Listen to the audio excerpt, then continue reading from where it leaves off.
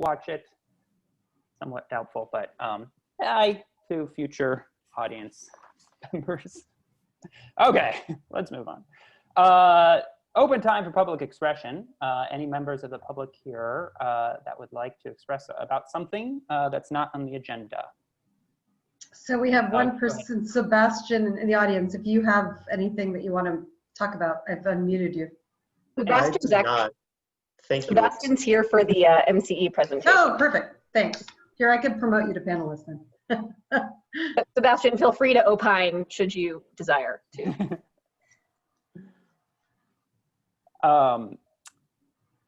Sounds like, and yeah, okay, sounds like we're good there.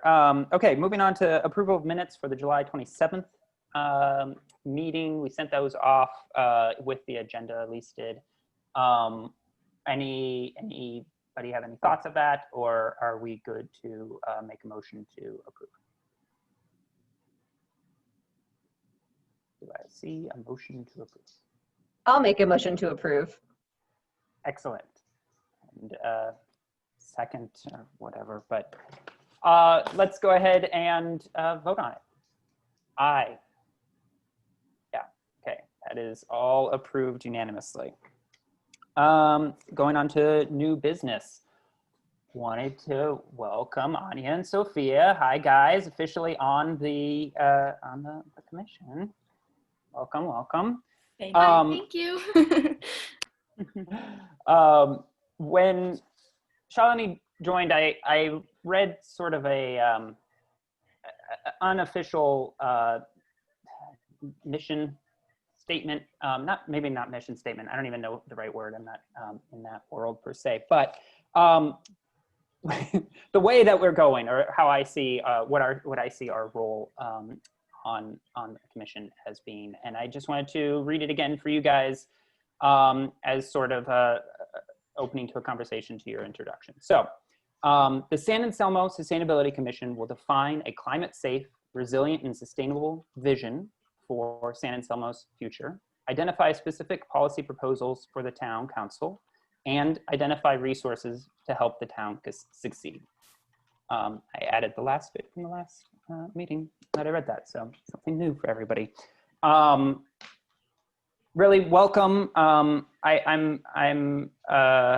encourage you to make your time on the commission your own. If you have a project that you want to bring to us, if you have an issue that you want to bring to us, please do. Also, you know, we fully respect your opinion and want you to speak out about anything else that's on the agenda or otherwise. So. So welcome. You guys want to say anything? You don't have to. I guess just thank you. Glad to be here. I don't know, Anya. Seconded. Great. Okay, let's move on to item B, the presentation from MCE and about deep green enrollment and encouraging enrollment. So Sebastian, welcome. Shalini, hi, welcome. Thank you, commissioners. Yeah, I can share my screen if that's helpful. Sure. Let me do that.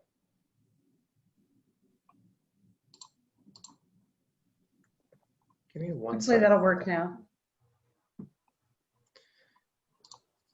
Yeah, sorry, I have too many things open on my computer and it's not showing up. 1 second.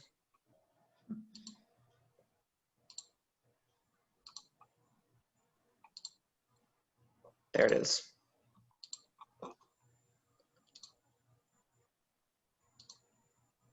All right, can y'all see everything okay? Yep. Terrific. All right, well, good evening, commissioners. My name is Sebastian Kahn, and I serve as Community Development Manager here with MCE. Thanks for the opportunity to present here tonight. Excited to discuss with you all our 100% renewable energy service, Deep Green, and how Deep Green might fit into this commission's goals to reduce GHG emissions in the town of San Anselmo. I know this commission is probably aware of who MCE is as an agency already, but as far as a quick run of show for the evening goes, do want to give some quick background info on MCE for members of the public who may not know us. From there, I can discuss some of MCE's community impact and programs, and of course, we'll spend some time discussing Deep Green more in depth. The presentation shouldn't take any more than 10 or 15 minutes, and we can go into Q&A from there. So let's dive in. That's good. That's good. All right, so MCE is a local not-for-profit public electricity provider. And our overarching mission, which I think is one that's shared with this commission, is to address climate change by reducing greenhouse gas emissions. We were formed here in Marin County in 2008, and we launched service 10 years ago in 2010 to become California's first community choice aggregation service. Today, we serve over 470,000 customer accounts across 4 Bay Area counties and 34 member communities. For those unfamiliar with the community choice aggregation or CCA model, agencies like MCE build and buy electricity generation resources for customers in their communities. The electricity is then delivered to the customer over the poles and wires operated by the incumbent investor-owned utility in that service area. So here in San Anselmo and throughout the Bay Area, of course, that is PG&E. And from there, the electricity customer continues to receive uninterrupted service and continues to receive a single electric bill from the IOU with new included CCA generation charges to replace what they would have otherwise paid to the IOU. As a not-for-profit public agency, MCE does not have any shareholders, and we are governed by a board of 28 local elected officials. As far as our service options are concerned, MCE gives our customers the choice of having either 60% or 100% of their energy come from renewable sources. So with our default service, Light Green, customers receive roughly 60% of their energy from non-polluting renewable sources like wind and solar, located throughout California, the Pacific Northwest, and Colorado. And with Deep Green, which we're going to be talking a little bit more about later in this presentation, customers are ensuring that 100% of the power that they're putting onto the grid comes from 100% renewable generation sources, 50% California-based wind and 50% California-based solar. Now, Deep Green is an opt-up service, which costs on average about $5 more a month for residential customers. However, one of the key benefits of Deep Green is that half of the premium that Deep Green customers pay is used to finance the startup costs of new renewable projects built within MCE's service area. So Deep Green customers can really take pride in the fact that they're putting more renewable energy onto the grid and also supporting the capital investment of new renewable projects. So now that you know the basics about MCE, I do want to briefly touch on our impact and investment in our local communities. At a high level, since our inception, we've eliminated over 340,000 metric tons of greenhouse gas emissions through 2018. And you heard me discuss our default Light Green service, but what I didn't mention earlier is that we're also aiming to be 99% carbon free by 2022 with that service. So I'm super excited about that. We've saved our customers over $68 million since 2010. We've committed $1.5 billion to build new California renewable projects, as well as 31 megawatts of new renewable projects in our service area. And so some of those projects are highlighted here. So on this slide in the column that says type, you'll see FIT or FIT, which stands for feed-in tariff. And these are our standard offer contracts for local renewable energy projects. And essentially they offer attractive rates to incentivize private developers to finance projects in communities where they otherwise might not be built.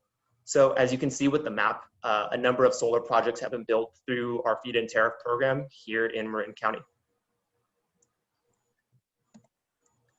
And a new development that we're super excited about here at MCE is our pollinator-friendly solar requirement. So as of February this year, MCE became the first CCA program to require that new solar project partners plant pollinator-friendly ground cover throughout the project site and submit a pollinator scorecard every 3 years. So this is a new requirement, and it applies to both our feed-in tariff program and PPAs, or power purchase agreements. And basically this aims to take even greater advantage of land where solar projects are built, ensuring that the space is used to generate clean energy for our customers, and also providing much needed habitat for pollinators like monarch butterflies. And last but not least, before transitioning to the Deep Green specific portion of our discussion tonight, I'd be remiss if I didn't touch on some of MCE's community reinvestment programming. In reading San Anselmo's Climate Action Plan in anticipation of this commission meeting tonight, was really excited to see that there's a heavy emphasis on EV adoption, which is great. So I thought it was important to mention some of MCE's EV programs. So as you can see here on the left, to date, we've supported the installation of over 630 electric vehicle ports, 37% of which are enrolled in Deep Green service. Because we know, one of the barriers folks face when making that tough decision to purchase an EV is, well, where can I actually charge my vehicle? That's why we're supporting this type of capital investment across our service area. Next, as we discussed investing in local renewable energy projects, in the middle here, you can see MCE Solar One, which is a 10.5 megawatt project located at the Chevron refinery in Richmond. It's located on a 60-acre remediated brownfield site. And this project has provided solar power to MCE since 2017. And another great thing about that is that it had a 50% local hire agreement for its construction. And last, on the far right over here, do want to highlight some of our income qualified solar rebates, which are available to customers, and have provided 200 kilowatts of new local solar to customers with over $345,000 in rebates made available to date. So let's talk about Marin County a bit. Here in Marin, we serve approximately 95,000 customer accounts. And of all the electric accounts in Marin, just a bit over 78% receive their power generation from MCE. And of course, about 5% of all those accounts have opted into Deep Green. So these are our participation rates, both for MCE service and for Deep Green as of July 1st, 2020. And we'll dive into the San Anselmo specifics on the next slide, but I did want to highlight our customer participation and Deep Green rates for all of our incorporated cities here in Marin County. As you can see on the left, Marin at an aggregate level is slightly below average for overall MCE participation when compared to all of the 4 other Bay Area counties that we serve. And again, in case I didn't mention that, it's Napa, Solano, and Contra Costa County, and Marin, of course. So the overall participation is a bit lower in Marin County, but our towns and cities in Marin are significantly higher when it comes to Deep Green participation. So the average participation rate in Deep Green for our 470,000 plus customers across the Bay Area comes in at just about 2%. But here in Marin, every member community, as you can see, is well above that. I'd just like to point out that Fairfax is beating us. They are just slightly. I Yeah, noticed we don't want that. to get into competition with them on that climate solutions net thing. They're just going to beat us. But you all are number 2, which is good as well. Yeah, but can I just say the real issue here is that beautiful graph on the right, if you can go back one slide, that it's only up to 10%. It's not equivalent to the graph on the left. So if you showed that on 100%, they're all pretty small. That's and I true. can't say, even if Fairfax is beating us, we have a long way to go to get to where we should be. On the other hand, by 2022, it'll be almost 100% greenhouse gas free. So I'm curious to hear what you think we should be doing between now and then. Definitely. We'll dive into that a little bit. So those bar graphs are insightful, but sometimes it helps you just see the raw numbers. So here in San Anselmo, you've been with MCE since 2010, since our inception. And just over 82% of all electric customers in San Anselmo are with MCE. And as far as Deep Green goes, 6.6% of all customers have opted up to Deep Green here in San Anselmo. One good thing is that all municipal accounts here are Deep Green as of 2014, which is awesome, and we really appreciate that partnership. Was that? Sorry, it's skipping ahead. All right. So I guess this slide is to illustrate, as you're all having discussions with community stakeholders about opting out to Deep Green, that zero carbon footprint piece is certainly nice. Again, highlighting that Deep Green comes for 50% California-based wind and 50% California-based solar sources. But I do also want to highlight that opting up to Deep Green is super simple, it's installation free and low cost. So in my role, one thing I hear a lot from folks in the community, and really even my friends and family, is what is a tangible step that I can take today to lower my carbon footprint? And I think opting up to Deep Green is one of the easiest things a person can do on that individual level.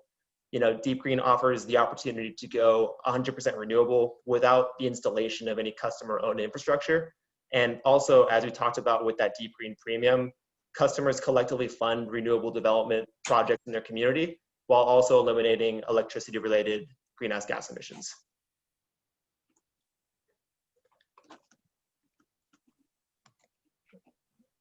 Sorry, my keyboard is sticking here, guys. So this slide highlights just the simplicity of opting up to Deep Green. All folks need to do is go to mceoptup.org, fill out their contact info, tap the authorization box, and from there, MCE will opt them up into Deep Green service. So now that we know a little bit more about Deep Green, the question becomes, how do we as a town and as a community encourage our residents and businesses to opt up to help meet our collective GHG reduction targets? So I have a few suggestions on how to do that. And the first of which is by sharing our Deep Green Advocates Toolkit with community stakeholders.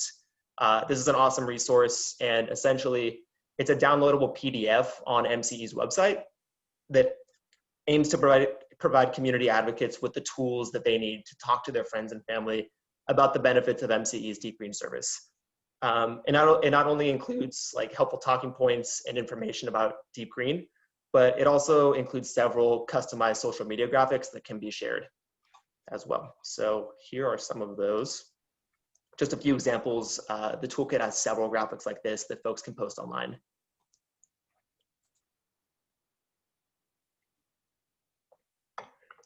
Next, another easy way to encourage Deep Green adoption in your community is by displaying our Deep Green banners around town.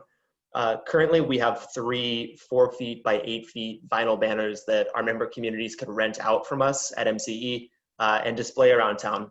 So this is a picture of one of the banners displayed in Corte Madera earlier this summer. And the good news is that San Anselmo has already expressed interest in these banners, and we're actually aiming to have them delivered to your public works department this week.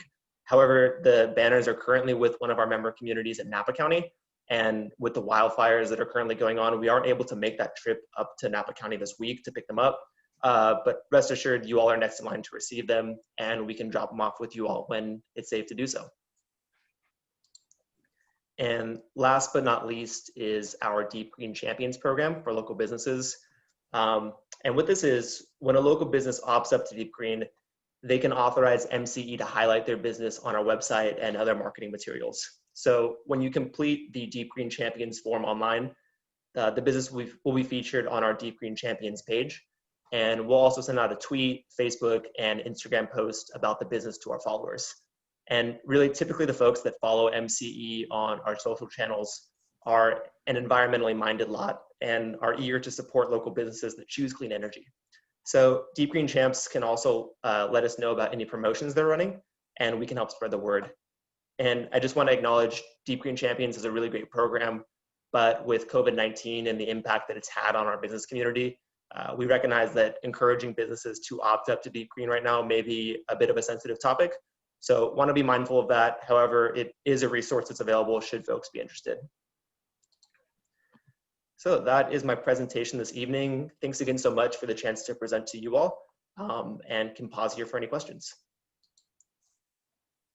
I have a couple questions.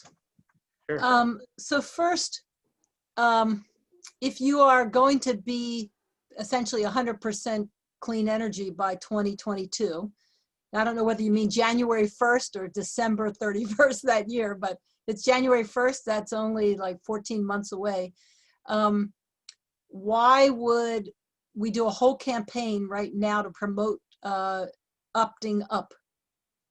Yeah, that's a great question, and one that I think that we get relatively often. For me, at least, the easiest way to convey it is I think it's about behavior change, really, and getting folks to opt into a service like this really shows their commitment at an individual level to lowering their individual climate footprint. So while MCE is really interested in that 2022 date, I think the earlier we can adopt programs like this and get folks invested and excited about clean energy, all the better. Can I add something to that, Sebastian? Do you mind? Absolutely. Okay, so I think there's another 2 things to add in. 99 cents, wow, that'd be great. 99% GHG free includes large hydro, which doesn't include nuclear. obviously, but you know, technically renewables doesn't include large hydro, so we're investing primarily in wind and solar through Deep Green. The other probably key point is that some money from Deep Green funds get set aside for program development at MCE. So this includes our $6 million resiliency project fund, as well as some other community-based funds. So by opting into Deep Green, which I've done, we're able to reinvest that money back into the community at a greater rate than just the straight up light green option. Great. And I do want to say I have Deep Green, and I put my name on the list in 2010 and had to wait a couple of years until it was actually available. And when it was, I was thrilled. So thank you.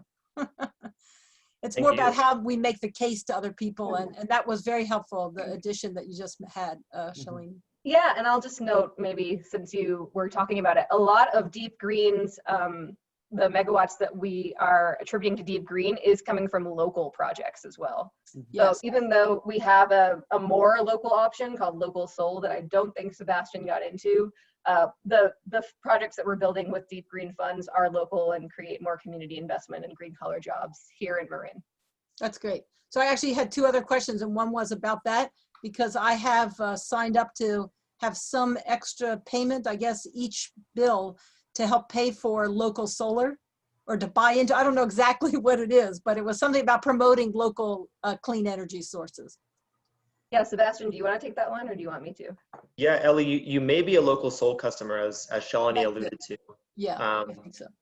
Which is great. You know, that's a program that we have that's similar to Deep Green, but you're essentially ensuring that 100% of your power not only comes from renewable sources, but from those within MCE's service area. So I think that might be what you're referring to. Yes, yeah. And my last question was, in an early slide, you said how much money has been saved for ratepayers by going with MCE. I know that there's some state, I don't know if it's a tariff, I don't know what the legal name is for it, but there's some new fee that, or a fee that will be increased that CCAs have to pay. I don't know if you pay to utilities or to the state. Can you just explain a little bit about that?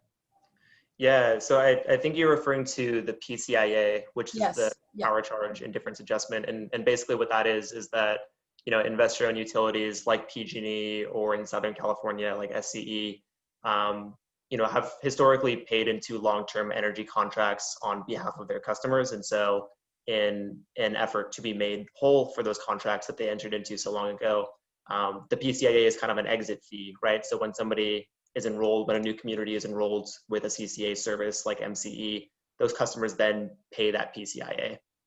Shalini, I don't know if there's anything else you'd like to add from a regulatory perspective. I'm just curious, why is it going up now? If it's for long-term contracts with a fixed price, how can they raise it?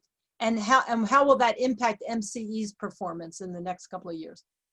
Sure, I think the second part of your question is a little bit easier, which is that it shouldn't really affect MCE's performance. MCE has always indicated it would be cost competitive and not cheaper, and we have been slightly more expensive at times. Most of the time we're cheaper, but we have seen that our participation rates have remained relatively stable throughout the costs. So the PCIA isn't, although it's unfortunate, we do try to compensate our rates to adjust for it. So in fact, we've adjusted our rates so that we are slightly cheaper than PG&E with the PCIA right now. And we have done that several times. Other CCAs have guaranteed that they will always be cheaper, and they have no control over the PCIA. So I think it's more of an existential threat for other CCAs that have that baked into their their founding documents. And Ellie, I know you work so much on CCAs throughout the state. Yes. That might be where you're hearing those concerns from. Yes, yeah. Thank you. Yeah, we've never guaranteed we would be cheaper. And most of the time we're like 50 cents or $1 more expensive. You know, it's not like we're really trying to remain cost competitive while offering a better product. In terms of why the fee is going up, let me try to make this straightforward. PG&E signed contracts that were scheduled to go online later. So the the contracts they've signed, the projects have started operations later. So the costs will keep going up, especially as more CCAs form and there's more departing load. PG&E also is really not incentivized to control those costs, because why would they if they're guaranteed the cost recovery? So we've done a lot of regulatory work to try to sort of enforce PG&E trimming the fat a little bit. It hasn't really worked, I'll be honest with you. Another thing that happens is that they'll sign a contract in 2010 and then they'll renew the contract in 2017 and it still counts against us in the PCI. Oh. That's something that we've been arguing on a contract by contract basis in PG&E's portfolio, which contains hundreds of energy contracts. Wow. Is there anything that we as a Sustainability Commission in San Anselmo can do on that side of it to better support MC? It sounds like it doesn't have a hugely negative impact on you specifically, so, but still. I think other CCAs are doing some press around it and some legislative advocacy. Projections pretty much show that it'll get a little bit, well, it'll get worse in 2021 and 2022, but then it's actually supposed to decrease. So from MCE's perspective, because we've been more expensive in the past, we kind of feel like, let's just suck it up for a year or two and then be done with it. You know, and I think for other CCAs, they don't actually have the reserves that we have built up over the last 10 years. So they're in a much more financially precarious situation. It's great. Thank you both. It's great and great presentation. Thank you.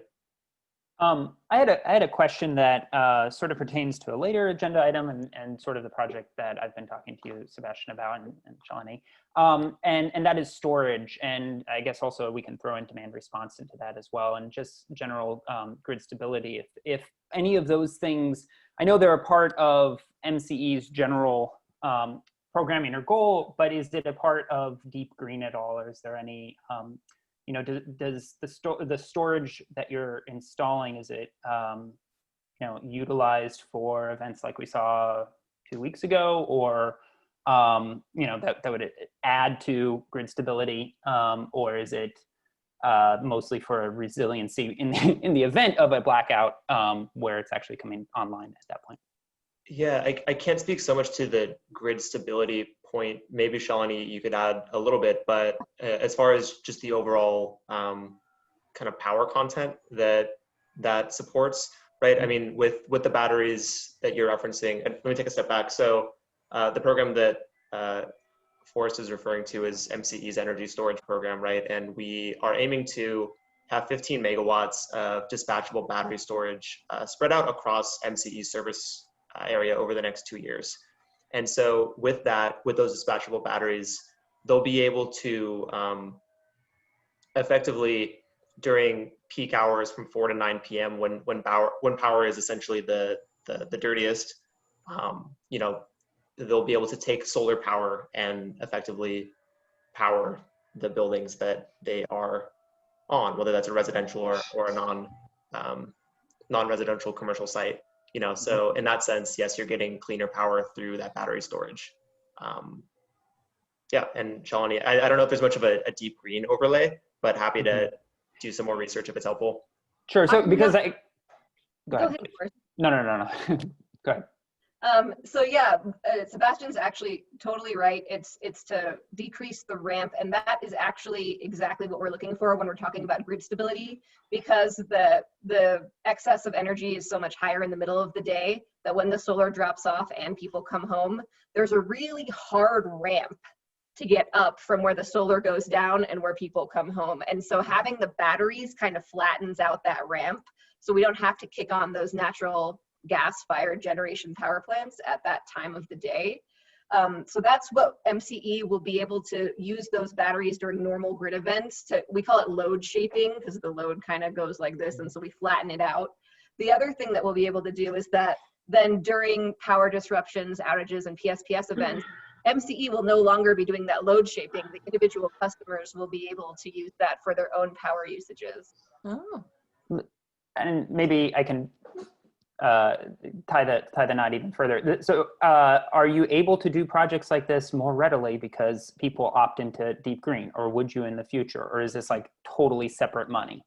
No, actually, Sebastian, please correct me if I'm wrong, and maybe you're not sure, but I'm pretty sure that Deep Green money goes into the resiliency fund that partially funds this battery project. I think that that's a fair assessment to make, and I can certainly follow up if that's not the case, but that sounds like it's right to me. Yeah, because it used to go into a local renewable energy development fund, and I think we recently expanded that to be resiliency programs generally because we're building them locally anyways. I mean, and to be clear, like MCE is spending the money. You guys, I mean, maybe you're tapping into the SGIP and whatnot as well, but you're spending money on these batteries. So however you get the money and you spend Absolutely. it. The program is at no cost to customers at the outset, and we are utilizing SGIP incentives and whatever we can. We've actually applied for 80 different SGIP applications with people in our customers and businesses in our service area to the CPUC. So we're really hitting that hard, and it's been a huge project for us.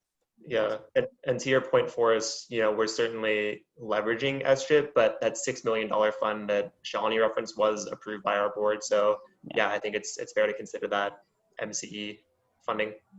So I mean, in my mind, that's yet another really great reason to opt up to MCE, because you know, over time, it's not happening like that, but over time you're building both resiliency within your community during outage events, but also, you know, helping the ramping on a day-to-day basis. So I think that's pretty cool.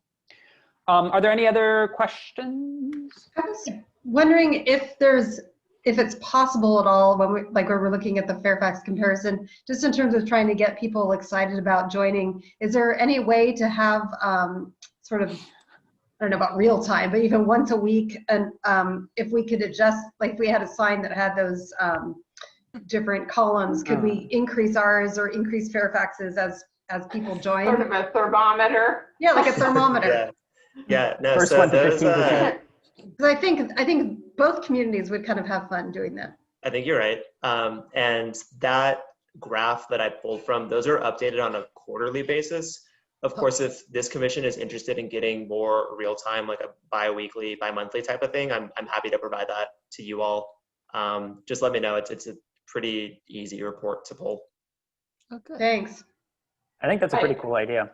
And I would just say that we are waiting for the banners to come to put up in San Anselmo. Yes. And at that point, we will also kick off sort of the social media, you know, in our limited capability flurry of, you know, Facebook and Nextdoor announcements, trying to encourage people to sign up. And it's another reason in my mind to get folks to use this Climate Solutions Net thing, which identifies for each household the things that they commit to do. It's so easy. $5 a month for most people in San Anselmo is not a lot of money. Yeah. And they would just get credit immediately for signing up. And I think that would be a great thing to get communities to involve with, and we could compete with Fairfax. Yeah, Really. the banners are something that I'm super excited about. And it was the plan to get them to you all in advance of this meeting, or at least on the day of this meeting, but things happen. But we will get them to you when they come. 2020. Just to maybe boost our spirits up about this, like San Anselmo Fairfax competition, the reason why I keep on doing this obnoxious like money sign is because Fairfax actually did pay people to adopt Deep Green and so they subsidized people. It was a small overall grant, maybe $3,000 or something like that, but they subsidize people for a year of the $5 on average a month. So that did happen. It was a different time. They also said that it was really hard for them to give away that money. So I don't know if that could be like totally the whole reason, but that was the deal.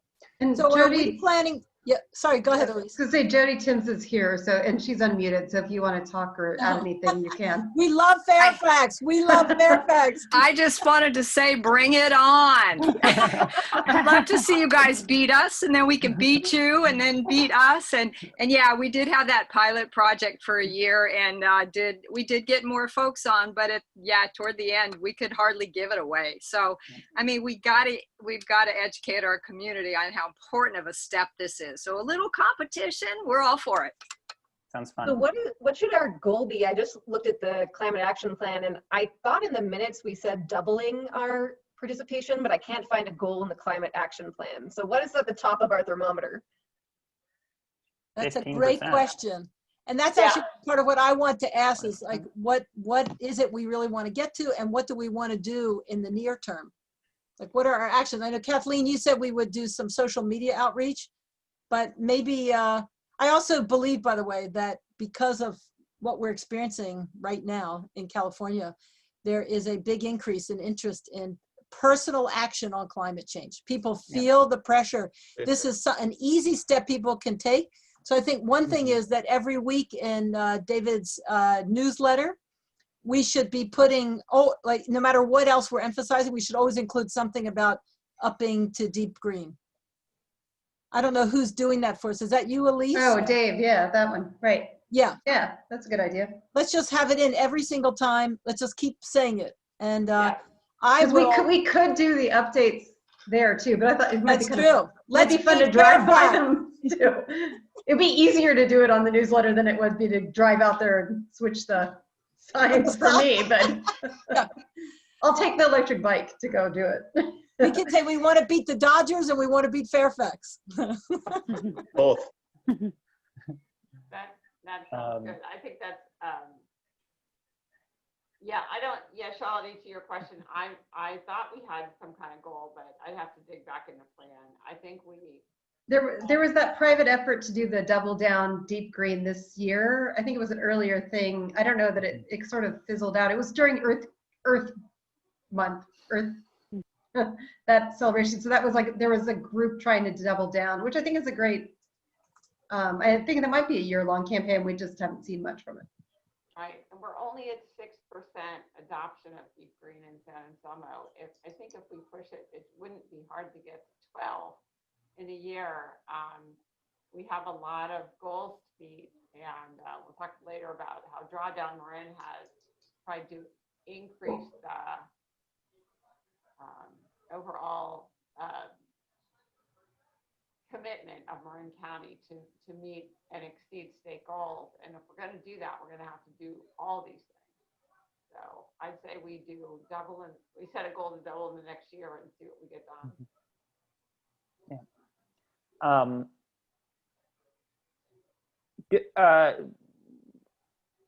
Do we want to identify people on the commission right now to work on this, perhaps designing a big sign with competition with Fairfax? Do we want to, like what can we tangibly have as a next step here? Probably need design review of the sign or something, right? I mean, there's a design police now in San Anselmo. It's all very beautiful, by the way. Well, there is somebody who does that design work, right? Elise? There's somebody who does, I mean, I assume. No, we do have a somebody sign who does that. person that's helping Right. with the commercial signs. We might want it different if it's kind of both communities, or we could argue that it could be different if it's both communities. It doesn't have to fit within the design language of San Anselmo alone, but we could also have that sign person do our sign. But it could be something pretty funky that we just kind of, I was sort of picturing No. funky myself. I don't Something want to put them on the making it look local, not necessarily. You want it to stand out, yeah. I don't Could want to put we- them on the spot, but maybe our youth commissioners might enjoy this project. Mhm. Thinking that. Totally. I like that Yes. idea. This is right up my alley. Oh, yeah. I was actually Good. just thinking about how I admire the new signs, the new interface all over San Anselmo. But I also agree that I think because it's like a shared community thing, it should be different. I have no idea what to do though. Neither. We can sprint across the street and add numbers.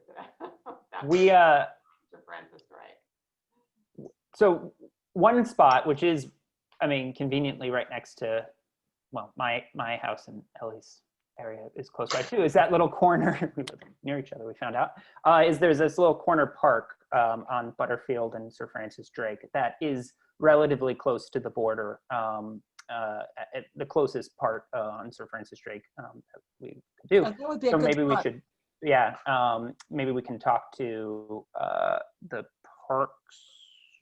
Yeah, I could talk to them. The other place I was thinking of was just at ICC where the deep green sign is going to be, because they do have signs up there. It's not unusual to have signs there. It says right after Red Hill on the right side. That's where the Parks and Rec building will be. Right. The Parks and Rec building. Okay. And I would think that would still catch people from Fairfax there. No one's sitting in traffic there probably right now, but maybe they are. Yeah, that turn on Butterfield is always Anya and I could, I don't know if this is helpful enough, but Anya and I could try to get a sign at Drake somewhere, because that's on Sir Francis Drake. So I don't know if that's helpful. I'm wondering if it could be an initiative you guys take amongst your classmates too, to try to get their families to join in. Yeah, definitely. It'd be harder to track. Right. Not necessarily, because we'll have the numbers at MCE. Yeah, we got the data. There wouldn't need to be much tracking on your end. I think we could pull that data for you. That'd be great. And at the very least, it's still the getting people to get deep green as well. Exactly. So, Shalini, I just looked, and Elise, for some reason, I can't find the exact plan, but it doesn't look like we have specific goals. It looked like we had outreach goals.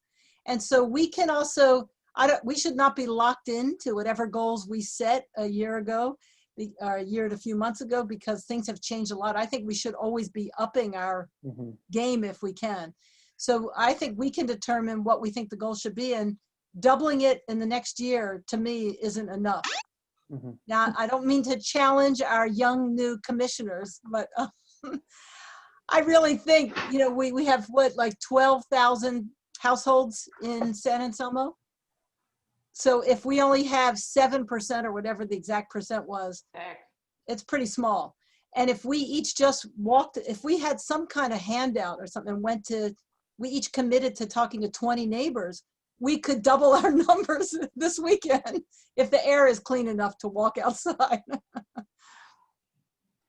Or 20% because it's 2020. There you go. 20% in 2020. Guys, let's at least 20% because it's 2020 and it's 20 times worse than it was last year, and we better get going on this. I like that because you could do like Vision 2020, like looking ahead. I mean, I think there's a lot that our youth ambassadors can do with 20 and more generally. Good idea. Okay. With our Do you 2020 want us to start like designing a sign? Yeah. That'd be great. Cool. I think, like draft it out or whatnot. And maybe more. Some ideas. I don't know. I mean, it needs to be durable. I've never made a sign before. I have made like digital signs, but never like a large physical sign. I will volunteer to work with you guys on that. I have ideas on how to make digital into, physical. And then I also have friends with like wood shoppy tools if we wanted to go that route. But you guys That's are the great. design team. So then should we also have whatever it is, we'll have a picture of it. We can post it on social media and keep reposting. Like I'm happy. Yeah, there should be a digital version of it that we can update. Oh, yeah. Yeah, that would be great. And I'm happy to put it on Nextdoor every other week or whatever, you know, and I know Kathleen wants to do some of that with Facebook. And so, but do we want an actual handout, or do you think that seems environmentally incorrect? Dangerous. Recycled paper and soy ink. I mean, you know. I just know, like, my neighbors would be responsive if there was something in my, yeah, even if we cut it in half, a piece of paper in half, whatever it is, but, you know, and I feel know, like we could I do think we little could- quarter-page flyers or something. yeah, exactly. Do we have anything like that at Town Hall already from MCE? Demetria, do you Yes. happen to know? We We did might have a already have handout. handouts. We had a little thing on Deep Green, right? It's probably do. I'm not I haven't been at the counter in a while. I can check, but I don't think so, because I know we had some PG&E handouts, but I don't remember seeing anything from MCE. But we can just make it, and maybe if Anya and Sophia can design it, and Farsa's going to help, we'll get them printed out, and we can all do it from home and at least start with our neighborhoods in a COVID-safe way, and that would be fantastic. Anya and Could we Sophia, get- please, you might want to start with the toolkit that Sebastian mentioned earlier in his presentation. Great idea. That has a lot of information and graphics that they can use, right, Sebastian? It does, yeah. Let me drop that in the chat here. And could we get like, maybe you could put it in this meeting's minutes, but like a list of what we want to see on this sign, like other than just like the main idea, but like minute details that you want to see on it. So I get that it's like a competition, but that was kind of the extent of it, and that we're partnering with MCE. Other than that, I'm kind of like, what is it? What else is on here? Right. I think We probably when- don't, for a big sign, you probably can't get too much content on it because if people are driving, you know, they can't read it. So what we're going to have to rely on is having the banner and then the signs that shows the level by community, the handouts and social media, and hopefully, but MCE does have some very nice graphics that at least say what MCE is and why, you know, kind of makes the point about why people should sign up. So we could get you that. And I think we should start with digital. Digital can have more content, more words, and then once we go to wood or whatever, it might just be Yeah, a title. Anya, So, I think one. Forrest, you'll work with them Yeah. to do that. But Yeah. I would say, like, one of the things that we can all agree on, this is all about promoting our climate action plan, which is really about fighting climate change. And so there's something simple that you guys can come up with, which is, you know, fight climate change in your own home. You know, opt up to 100% local renewable energy or California renewable energy. You can come up with something simple. And it's like, it's so compelling. What a great, simple step to take to make a difference on climate change and reduce what we're experiencing right now. We probably need to communicate that we're somehow competing with, we want to outdo what Fairfax has done. And be right? in Fairfax. I think one of just, I mean, and I think we should probably move on pretty soon here, but I think one of the first things that we should do is also just survey other signs like this, like the fundraising signs that schools do, and other things like that. If there's a competition kind of style sign, and be able to not reinvent the wheel totally. Yeah. Any final comments? Any final questions for Sebastian before he takes off? Or Yeah, if you real can stick quick. around too. But. Forrest, I realize there's no chat on this yeah. function, but I sent it to you. Okay. Send it to me and I will put it in the minutes and everybody will get it. I will. Okay. I will. Oh, and I'll forward that to you. Great. I'll forward that to you. Okay. Thank you, Sebastian. Thanks, Sebastian. Thank you all. Thanks, Sebastian. See you next time. And let me know how I can be a resource. Yeah, if anything else comes up, let me know. Happy to help. Thank you. Thank you. That was great. Okay. Good That was teammate, awesome. Shalini. Yeah, he's honestly relatively new, so I was pretty impressed. That's great. He did a great job. Yeah, I Great. think so. And if I can do anything to help with the production or post-production, let me know. That's my day job. Awesome. Oh, well, there you go. Okay, item C. And this is sort of a potentially another long one. How shall the Sustainability Commission work with staff to identify locations for EV charging stations? And I tacked on, because I do honestly feel that it's very related, is how shall the Sustainability Commission help to prepare and position the town / Central Marin, our region, to receive federal stimulus and or grant dollars? Because I feel like they're related, and they're related because you know, the reason why we're being asked to identify EV charging stations, possible EV charging stations for what Susanna was putting together, is because we've, you know, identified the opportunity and it's before us, and we need to pounce, and we need to help the town staff to identify these. So I pose this as sort of an operational question and an operational conversation with Dimitri and Elise to, you know, how can the commission, you know, best orchestrate,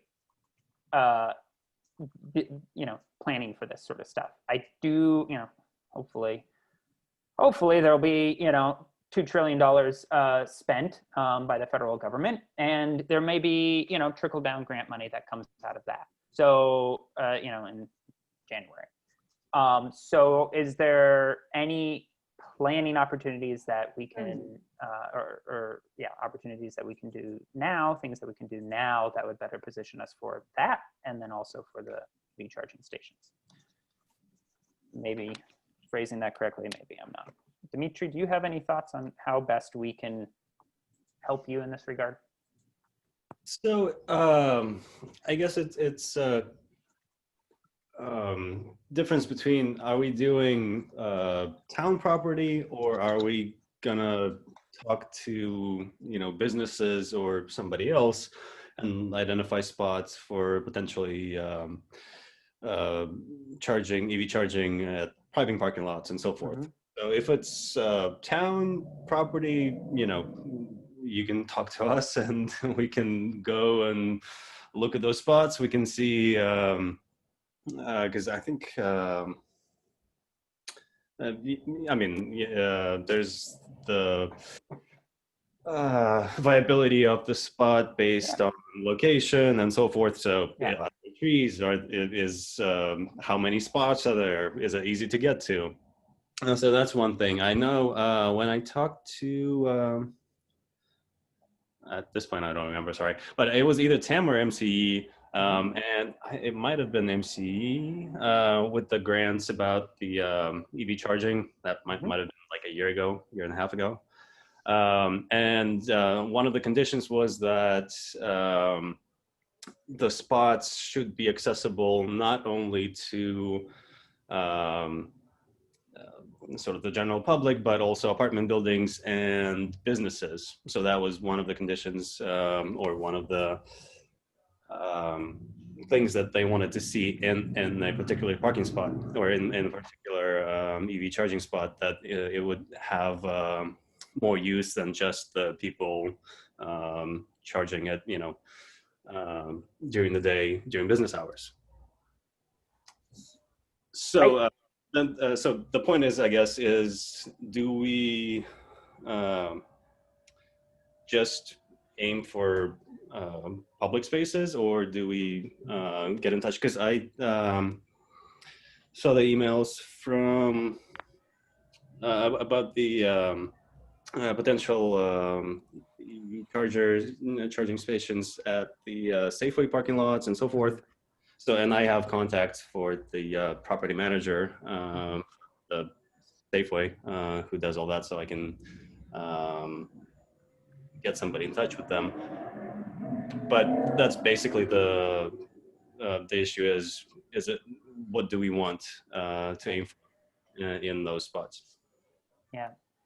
I mean, my response to that is I have no idea. Can you maybe also, and maybe we need to wait for Susanna or something like that, but do you have a sense of these? So back up. This this immediate conversation started because of those chargers that are sort of plug and play. They have the metal mat. They have a solar panel. They have a charger. So there was some promise that there's grant funding for those, but I imagine grant funding is highly specific with regard to, is it town property or is it commercial property? Right. So for if we're just talking about the EV ARCs, I think the location for those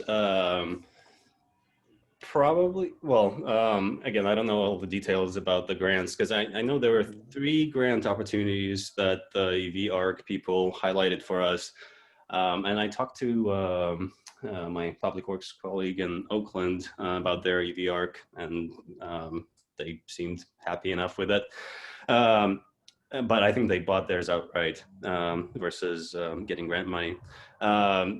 Because it has the emergency component in it, basically using it as a battery, then it has to be close to town hall so that if in case of an emergency, it can act as a sort of power supply. And then similar to when PSPS happens and we have the generator, the thinking is that if we go for the federal grants that promote resiliency and so forth, it's probably going to have to be either the town hall parking lot or staff parking lot or the Magnolia parking lot, somewhere over there, so it's readily accessible. And again, it looked like all of those grants had, or I think 2 out of 3 had matching funds that would need to be provided by the town. Like 100% matching, like 50-50 kind of deal? No, it's, I don't remember the percentages. I think it might have been better than 50-50, but it's still, not completely free. So I would, if we're talking about EV ARC, we can maybe get 1 or 2, but if we're talking about infrastructure as a whole and identifying just potential spots for not just EV ARC, but anybody else who can come in with a turnkey kind of project and be like, hey, we want to do this, sure, here you go, then that might be a different conversation where we would just identify either town-owned or private property places with, I guess, best traffic and best possible usage case, and then go from there and just have that kind of list ready. I think developing that list, that kind of plan should be a priority of ours, regardless of who wins the election. Because there will always be opportunities that pop up, be it from the state government. I know I saw the Volkswagen Trust, because of the whole diesel thing, it was like a chunk of money that, towns could use to do XYZ. I think like, replace your big boat motor with something that's hybrid or something. Anyways, it didn't really apply to us, but there's grant funding that floats around. And so being prepared for that, I just remember one of those key phrases in 2008, 2009 was shovel ready projects. It was the stuff that was like, didn't have to go through. Now, I mean, I'm not saying like, let's get it through the design review and, CEQA phase or something like that. But if, the farther along we are in the process, and if we're not scrambling for ideas, when this money comes through, the better. And then we could fit. So like if we identify the, 50 different town spots and the, 50 different, whatever number, commercial spots, then, when the grant comes down for, commercial partnerships, we can identify, we can talk to the commercial partners if it comes down for the state. So that's my thinking there. And I guess it becomes a question for you, Dimitri, like, again, how best should we think about this and sort of facilitate making that list? Because I understand it's kind of like pie in the sky stuff right now, Well, I'll revisit my emails and I'll see what was that conversation about the putting in. I think it was the level 3 EV chargers, the fast ones, and it was at least. Were you on that email? I mean, the one that Suzanne Saunders sent recently was the ones that they were putting in at the shopping center at Greenbrae. And Yes. I had, this had come up before, and I had given a bunch of recommendations to them on places to look at. And it seemed like what they really want is a place that has really high use, which is why they picked the Bon Air Shopping Center. So I had suggested Red Hill, but Red Hill already has them, United Market, Marin Art and Garden Center. I wish I would have kept the other ones I thought of, but even the Greenfield Avenue, like if they want to put them there, that'd be great. But they're really looking for some place that has a high amount of traffic. So, but I think it would be a good idea to have a list, something in mind.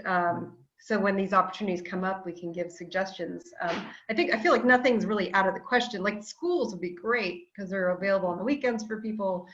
But I think they're looking for commercial, private locations that have high traffic. I mean, have we ever talked about any at Memorial Park?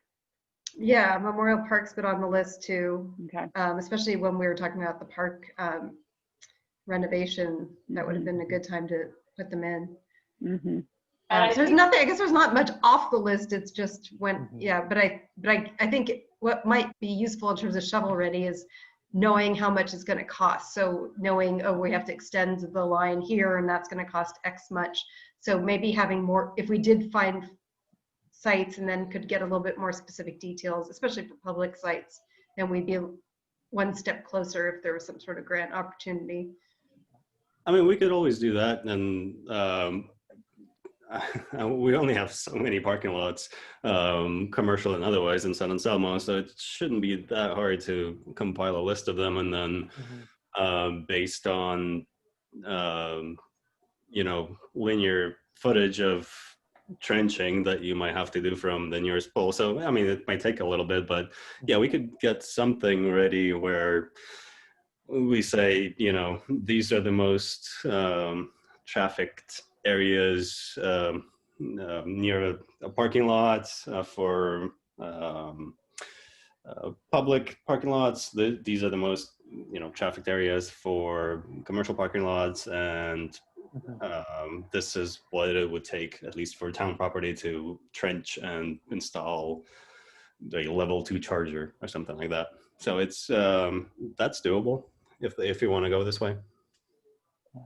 I think making a list is a great idea, but of course, as you know, obviously, things are going to be a little bit different now during COVID-19. I remember Kurt talking about the Pine Street lot downtown as a good location, but right now on the weekday, we probably don't have a lot of parking down there because most of our lot is closed. But eventually, stuff will reopen, I'm hoping, and so I think we should have a list of with maybe a breakdown, apartment buildings, commercial lots, town lots, and then based on what you know about traffic. But traffic's going to change because we're in an unusual time. Can I ask a dumb question about this?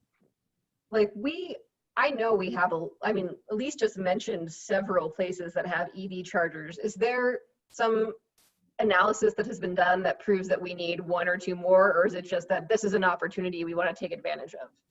The second. Okay. Yeah. We have in our climate action plan and our electric vehicle plan, we looked at how many we should have kind of based, and then there was some study done when we came up with the numbers of what we were recommending. There are some recommendations on how many communities should have. So I think in our plan, we have numbers that are based on some sort of research or best practices. But in reality, yeah, when I was at Magnolia lot, they weren't being used the other day, but that doesn't mean that it won't be. And also I think I was thinking too myself, besides schools, because schools seem to be in really central locations, some of the church sites have these parking lots that sit there vacant all week long, like during the week, and maybe there'd be an opportunity there for people to have charging stations. Mhm.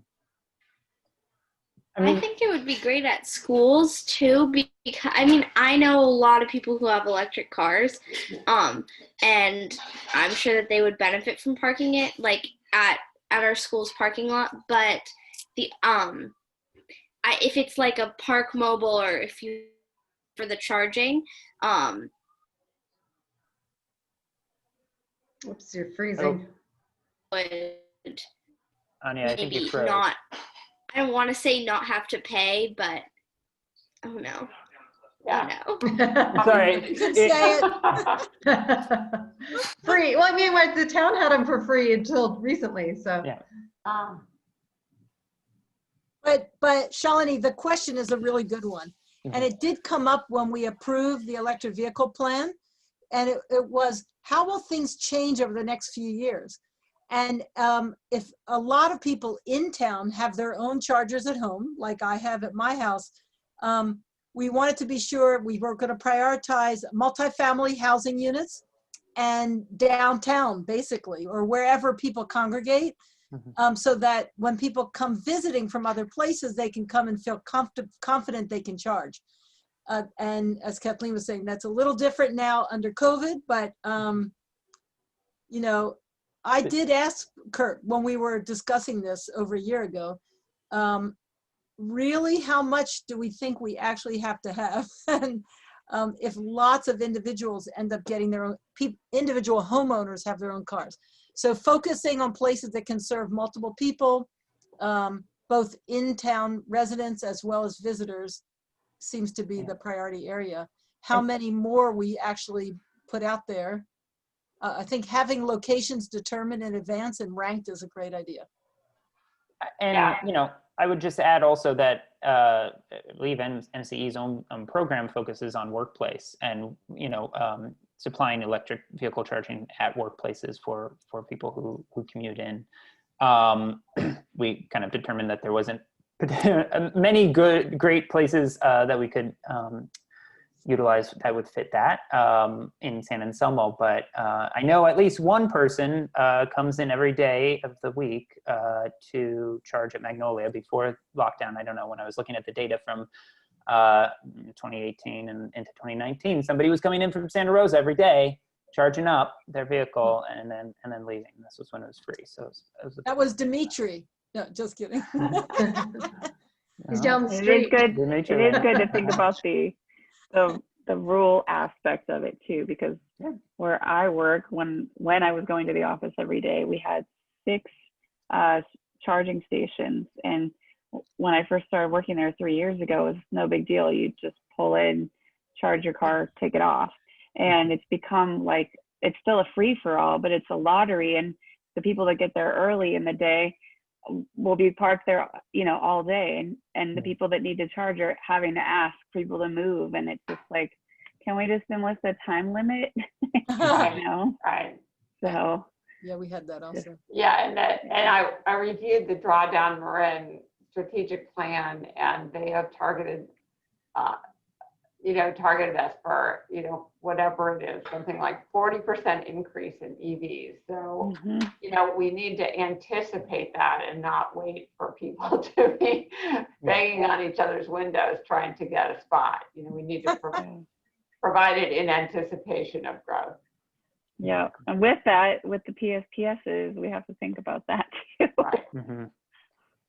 And it has been also mentioned is, you know, do we try to do level 2 chargers, level 3 chargers? There's kind of that question of what is the best infrastructure to be installing. But Dimitri, over the, you know, next few months, if you can start working on that list, and if there's anything that we can help with, I can help with, any other commissioner can help with, let me know. Like I don't want to just like throw a ton of work at you and then walk away.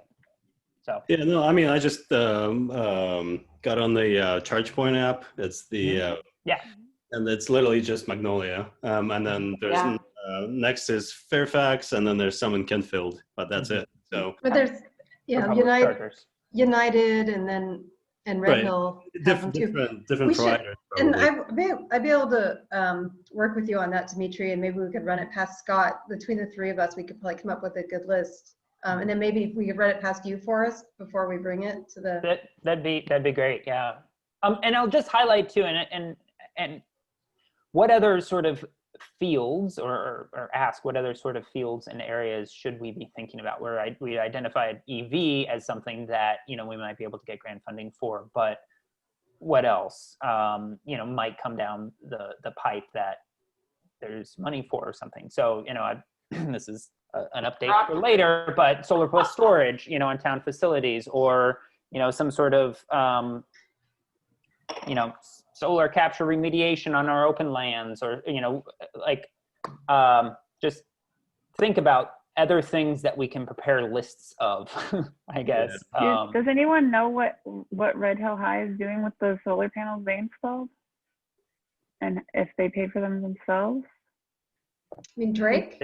Or No, what Red Hill did, because Red Hill has them all over there. Redwood. but I was Red the sorry, shopping sorry, center. Red, yeah. Oh, Redwood. The high school. Oh, Red yeah. High. Redwood. Yeah, they have a lot of solar panels. Yeah. And I don't know how they paid for them or what they're doing with what they're capturing, but it'd be interesting because I feel like Drake has equal opportunity there. Yes. So. Yeah. So as far as list goes, I've started to put together you know, public property multi-jurisdictional list of, you know, rooftop solar locations, both the town hall and public works building and Drake and the school buildings over behind Red Hill, I guess, Brookside. You know, there's a number of large roofs in town that we could, you know, maybe put together some sort of big PPA. That's a later item. And parking lots. And parking lots, yes, exactly. Yep. Unfortunately, I think it's still the most expensive way to build solar, but it's land. Okay, I think we should move on to the old business update section, and maybe if it is actually 45 minutes long, we'll actually get out of time. So maybe we could go through some of these very quickly. Full speed. Yes. Update on proposed two-stroke engine ordinance. This floats up every day or every meeting. And Elise, is this still being considered by town council or No, that's Dimitri. He's got a Dimitri's community survey out. there's an actual update on thing? it. Great. Thank you. Thank Sorry. you. It's great. Yeah, so right now we're in the process of getting community feedback regarding this proposed ordinance or potential ordinance. I believe the town manager wanted to bring it to council, not at this next meeting, but I think the meeting after that. Yeah, so we're in August, so during the September meeting. We're still, I looked just today at the SurveyMonkey. We have 300 something responses so far. Wow. Great. Very cool. Wow. I still yet to actually look deeper into it and, you know, do the breakdown and present it to the town manager, and then he can take those numbers and talking points, talk to the town council. We're still, I believe, trying to, because I think most of the responses so far still have been residents. We're still trying to reach out to more businesses. So if you know anybody, link them to, or point them to the webpage on our website or the SurveyMonkey link. Hey, Dimitri, is there a deadline? I forgot if there was a timeline by when you wanted these completed. So as I said, I think I'm gonna try to get the data or, you know, some sort of presentation ready for the town manager either by the end of this week or early next week. So there's probably, and whenever the next town council meeting is, I think that's when it's gonna go in front of them. So if we are going to post this, I'd like to promote it again on Nextdoor and other social media. Should we say the deadline is Friday or? Yeah, let's do that. Yeah, Okay. let's do Friday or, Sunday, whatever. Yeah. All right, Sunday. Yeah. We can, I don't think, I honestly, I've looked at the questions and the data. It's not going to change that drastically anyways. Okay. So as many people as you can get is still going to be helpful, but I think we have the gist of what's going on there. Yeah. So, Thank you. yeah, so that's once you- once the survey part is over, we present it, or I present it to the town manager, and then he'll take it to the town council, and then whatever direction, I'm sure there'll be discussion during that council meeting as well. So whatever the direction the council decides to take is what we'll go with, and if they need more refinement, we can do that. If because it's I don't think there's been one clear sentence. There's been, people are concerned with the pollution and the noise and so forth, but I don't think there's been concerns about enforcement. There have been concerns about the contractors and people actually doing that, and how the ban would affect them. So I think we're still in the process of figuring it all out, and still gathering feedback. So once we get that, I would encourage you to probably listen to the town council meeting and see what that will look like, because I think the final proposed ordinance would probably have their input in there. Kathleen, are you planning on speaking at the town council meeting?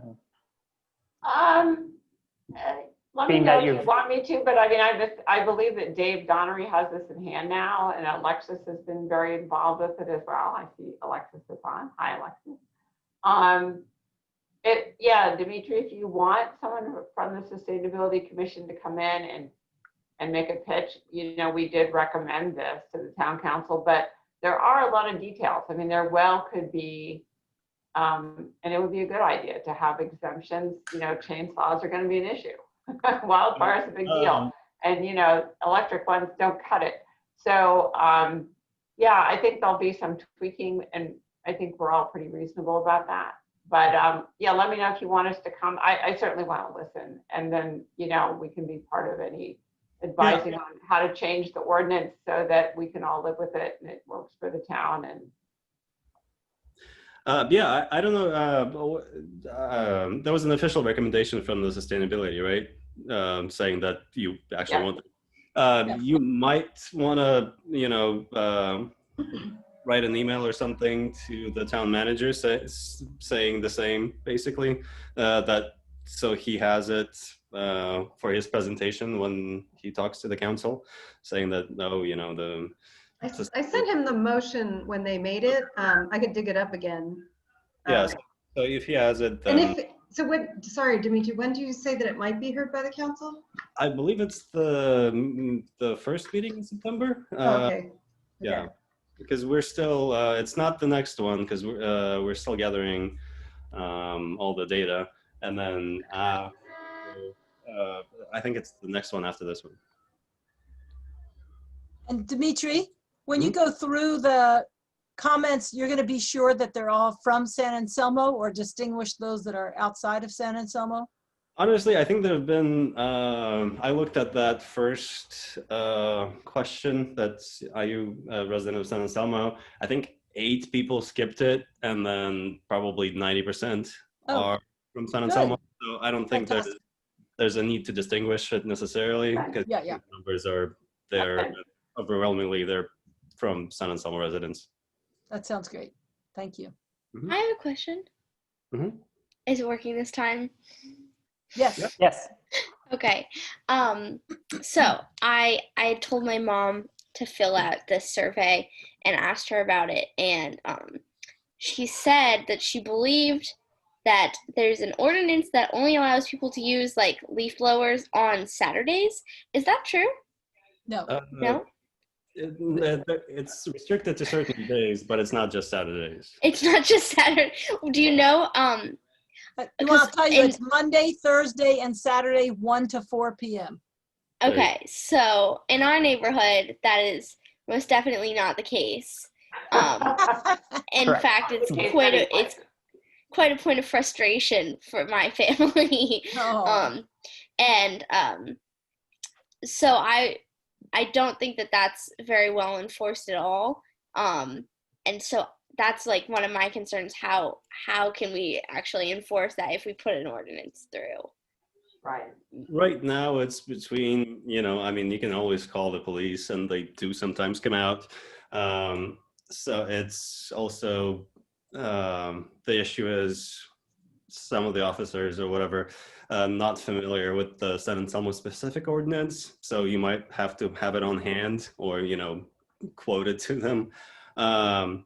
Because they do serve Corte Madera and another jurisdiction, not just San Anselmo. So you don't always get the officers that are here a lot. So sometimes you have to, if you do want to report somebody on the non-emergency line, you also have to say that, it's against the ordinance, against the town noise ordinance and the town leaf blower ordinance. You can also, we do have code enforcement person on staff right now. If it's during business hours, you could call our, I believe it's the permits line. It's the 415-258-4616 or 4646. You don't have to write it down. It's just, if you Google Town of San Anselmo permits, permit center, you should have some contact information on there. So you could always leave a voicemail and say, hey, especially if you have the company name, they might be a repeat offender, and we might have their information on the file so that we can find, well, we usually find the homeowner, not the company. So that presents another level of difficulty. But yes, enforcement is a concern, and especially with the new ordinance going in, how well can it be enforced? We do have fines. We can give out administrative fines and citations. We do try to start with the education on first approach, and so sort of share the ordinance, share the hours, and then we have fined people before for that. But it is a matter of reporting it to the town and the police, and I don't think it's an easy process, or there's an easy way to fix it, but that's just how it is right now with the limited resources we have. Can I just make a note that I think that folks calling the police for non-violent offenses has been really problematic for many reasons, especially against Black and brown communities, which San Anselmo is not. But I just want to note that if you're concerned about non-violent offenses, I would not recommend calling the police. And yeah, and then there's also always an option to call the town through the code enforcement. Again, we don't have, it's literally one person, so it might not catch somebody in the act. But if you have the information down, we could file it, and next time the same company comes up or something, we would know that they received a warning, and then maybe the next step was a fine. But so there's always that option to. What Can I pipe in? Dimitri, you had little handouts which were informative, and like you said, you rely on education.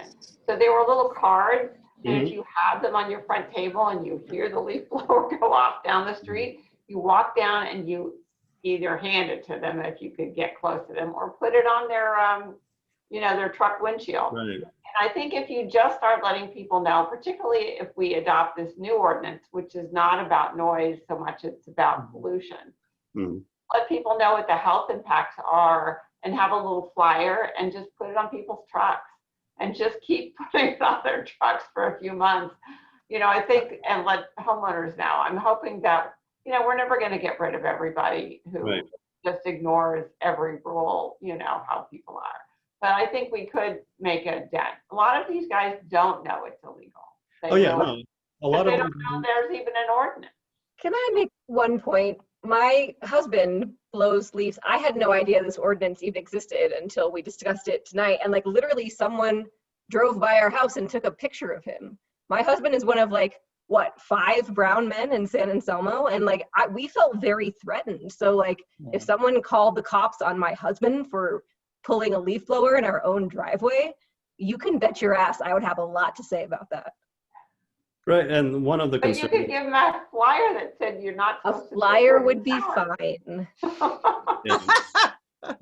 Some of the concerns mentioned. Can I, Dimitri, can I interrupt? It's almost 8:30 and we have, we're supposed to be almost finished the meeting. And this was just supposed to be really updates. So I don't know how much more we should get into this because we're not really debating the current law. We have a new proposal on 2-stroke engines. I'm sorry, Shalini, that happened to you. And I can imagine that would be very frightening, actually. And so there's a whole different story about what we want to do about that. And I think if we want to discuss that, we should put that on the agenda. But that's not really what we're talking about right now. So far as I think I'm really okay with you being a little stronger here to get us till the end. Hey, I'm okay with you, Ellie, for having done all the strong part, and I just get to swoop in and say, yes, good point. Let's move on to the next agenda item. Thank you. Not to dismiss anybody's concerns. Okay, so like I think as individuals, we have a lot to add, to say, and to share. That perhaps you know, the forum now is becoming the town council. You know, once this comes onto the town council and our concerns around enforcement, our concerns around you know, just the fact that we want this, all those are very valid and should be shared with the town council. As individuals, members of the Sustainability Commission or whatever. Yes. So just to say, the next step from this first item here under V5A1 is that we need to get something to the town council. And I think just to repeat that, is that something, Elise, you're going to do, is find whatever our original recommendation to the town council? Do we need to do anything else? Yeah, okay. Can I just ask that when there's a staff report and this comes up on 9/8, can we highlight concerns about policing and enforcement so that is a part of the council conversation at the outset? Because I would really appreciate that. Whoever writes the staff report. Thank you. I'll pass it along too. Great. Cool. Yeah. Okay. Number 2, compost giveaway project. Kimberly, I think this is to you. I think I can speak to that one quickly. Thanks, Dimitri. Yeah, they were supposed to bring it here on Monday, unless they didn't have enough in their stockpile. I asked our staff to check it out. It looks like it didn't make here on Monday, so it should be there tomorrow on Tuesday. I saw our crew coned off a couple of parking spots at the tennis courts, and we have that awesome flyer already circulating. So thank you very much. Wait, just to be clear, like we can go pick up compost tomorrow or Wednesday or whatever? Yeah, it should be delivered tomorrow. That's what the gentleman from Marine Resource Center said, that they should have it tomorrow. Again, it's I think it's, what was it, 5 gallon buckets? 5 gallon buckets per household. Yep, and then we're bring your own bucket. Yeah, your own bucket, your own shovel. We should have one provided, but from experience, they don't last very long. So right. And where is there? It's at the Red Hill Shopping Center. Park. across from the tennis court parking lot. Okay. On Sunny Hills Drive. Awesome. And can we have a little blurb again to share with others and put out in social media about that? Who would prepare that? About the compost? Yeah, so people know it's available. Yeah, we'd already put it up on Facebook. I think Elise, you've got one, Put one right? up on Nextdoor, but I could put one up because now if it's, well, we could do one more. It's definitely there tomorrow. Dimitri, can you send me an email and then I'll make sure to get another one up? Yeah, Ellie, I can send you. Kimberly did some nice graphics for it. Okay, thank you. We can also take a I'm gonna update picture. the date. Yeah, I'll swing by tomorrow and double check that it's there. Thanks. And then I'll let you know, Elise. Take a picture and we can post the picture. You That's know, a great idea. pictures are always fun. There you go. Okay, awesome. It's really exciting, actually. The update on promoting alternatives to gas generators during PSPS. Alexis, do you want to, do you have anything that you want to say about this, or should we? You're still muted if you are intending to speak. Hi, sorry, can you hear me? Yes. Okay, the update is that I really need to put a lot of work into this tomorrow. Basically, the hope is that I will write a blog post with just taking the highlights of what's already out there for PSPS generator alternatives for different price points and needs. And then that will be posted to Sustainable Fairfax, and that our website can link to Sustainable Fairfax, and that way people can just see like, oh, this product might work for me in a way that we can't do on the town website because we can't really be pushing specific products. I think maybe Elise has, I don't know, Dave has mentioned that town staff is talking about this and is working on it or thinking about it as well. I don't know what that looks like, but it's probably going to come up at the next meeting tomorrow night because there is an item on the agenda just to have a very general update about what the town is doing to prepare for PSPS events broadly. And I think this will be talked about and I will probably be updated myself. So here we go. Hey, Alexis, I just wanted to point out that I assume, Kathleen, you're the sole operator of our Facebook page at this point, but I think you posted a post that kind of offers some sort of similar functionality to what we've been talking about writing in terms of the blog post. So Kathleen, could you email Alexis that, or else Alexis just go on our the Sustainability Commission's Facebook page. It does a pretty good job of breaking down the three different, how they break it down is three different categories, like, you know, cell phone batteries, Goal Zero batteries, and home batteries. And then give some like actual product recommendations in there. I don't think it's perfect. I don't think it's perfect. I think it had some other motivations around the site itself. I don't exactly know what. I just sensed that. But anyways, it would be potentially a great starting point for you to. Yeah, that was from Green Change, Alexis. Okay. Yeah. Okay. Greenchange.net. Thank you. And if you can just email it to me, I'll try and check the Facebook tomorrow. I actually don't even know if I've liked you on this. Well, commission on Facebook. It, girl. All right. Come on. I know. I'm not on very often. Okay, but that's the update from me. So I will move it along. Awesome. Thank you much. Okay, update on solar and storage microgrid for town. I've been gathering data, working with Dimitri and Sebastian, actually to gather fine-grained interval data for town circuits, for town hall, for public works building, a number of different circuits, our big electrical circuits here in town. It's coming along. It's between my, whatever, life, everything, and just like data takes a long time. So it's been coming along.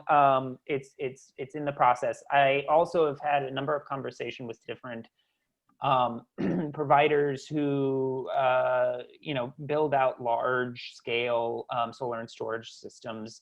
The initial advice that I got was to go bigger. because there's some real economies of scale that happen with size. The town hall, the amount of square footage, even, you know, not, yes, rooftop, but really also our parking lots isn't a ton. And so when we're thinking about you know, creating a sort of resilient microgrid, maybe I should step back and say, I'm trying to get solar and storage to the town hall and police department, as well as other locations in town, both to supply the town's needs during any PSPS or other rolling blackouts or outages, or the town's needs, the police department's needs, slash, you know, of course, last November, I doubt it'll be the same case this time around, but the town hall supplied, it was an amazing community charging station and Wi-Fi hub and all of these things for folks whose power had gone off in town. So, you know, doing it at town hall again, but also, you know, trying to think of, can we spread this out to other locations as well? And in the meantime, when outages aren't happening, you know, take advantage of having solar and storage for all the benefits therein. As I said, I've been talking with a number of vendors who build these sorts of projects. The goal, and really the only path feasible for this, which, you know, frankly, I haven't gotten to that part of the conversation with these guys. I don't have the data. The goal is it would be a no cost to town. It would be a PPA style agreement that would, you know, basically lock in our electrical rate in a way that wouldn't increase, it would be no upfront cost to the town and wouldn't, let's say, sizably increase the amount that the town is paying every month for electricity. That's the goal. That's frankly the update. I'll have questions for everybody to ask, but that's the idea. Just a quick side note, we are looking into maybe just adding batteries to town halls with the capacity to run basic functions at the police department, and, you know, just keep the computers on, keep the lights on. Yeah. No AC. So in case something like a PSPS event happens now, we would run a generator during the day, and then the batteries should be able to cover the police department and some basic lights at town hall during the night. We're looking to get basically to test the load on the generator to see what kind of batteries we would need, working with our electrical contractor. But that's just batteries, no solar. Okay. Well, maybe we should talk offline. Sure. I mean, just moving things along and whatnot, but that's awesome. But yeah, let's definitely. Shoot me an email and we can okay. Do a phone call or something. Great. That's awesome. Single-use foodware ordinance and plastic bag ordinance. I have an update for that. So tomorrow night, the town council will be considering the contract with that organization that's going to assist with its implementation. So hopefully we'll get started if they approve that contract. What organization is that, Elise?